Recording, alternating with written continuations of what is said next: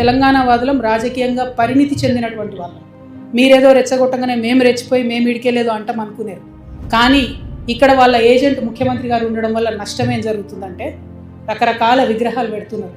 నేను ముందే చెప్పిన, నేనైతే పాత నాయకులంతా మంచిదని కాదు. ఇట్లనే మీరు ఊకే చేసిండ్రంటే నేను ఖచ్చితంగా అధికారంలోకి వస్తాం. అన్ని విగ్రహాలు బిడ్డ పలగొట్ట ఆంధ్రాకి పార్సల్ చేస్తాం.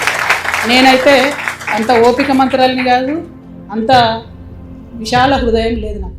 ఎందుకు ఈ మాట చెప్తా ఉన్నా అంటే, రావచ్చు పోవచ్చు, రొయ్యలు అమ్ముకోవచ్చు, రావచ్చు పోవచ్చు, షూటింగ్లు చేసుకోవచ్చు, రావచ్చు పోవచ్చు, సినిమాలు తీసుకోవచ్చు. వ్యాపారవేత్తలకైతే ఎర్ర చివాచి వేసి వెల్కమ్ చేస్తారు.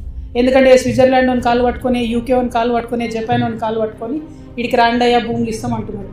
ఆంధ్రాలో శ్రీ సిటీ అని కట్టిండు ఆయన, ఎవరో రెడ్డి శేఖర్ రెడ్డి ఎవరు, ఆయన కూడా వెల్కమ్ చెప్తాం మనం. ఎందుకంటే నేను ఒక పేరు ఎందుకు చెప్తున్నా అంటే సక్సెస్ఫుల్ మోడల్. అక్కడ 30 దేశాల నుంచి వచ్చి కంపెనీలు పెట్టుకురు ఆయన సిటీలో.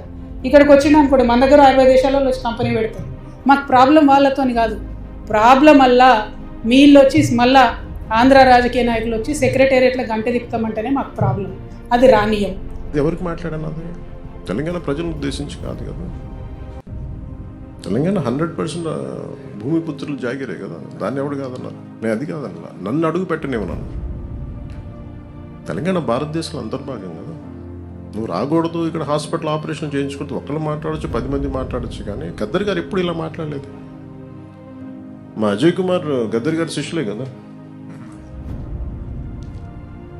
ఆయన ఉస్మానియాలో చదువుకున్న వ్యక్తే కదా, రాడికల్ మూమెంట్స్లో తిరిగిన వ్యక్తే కదా ఆయన.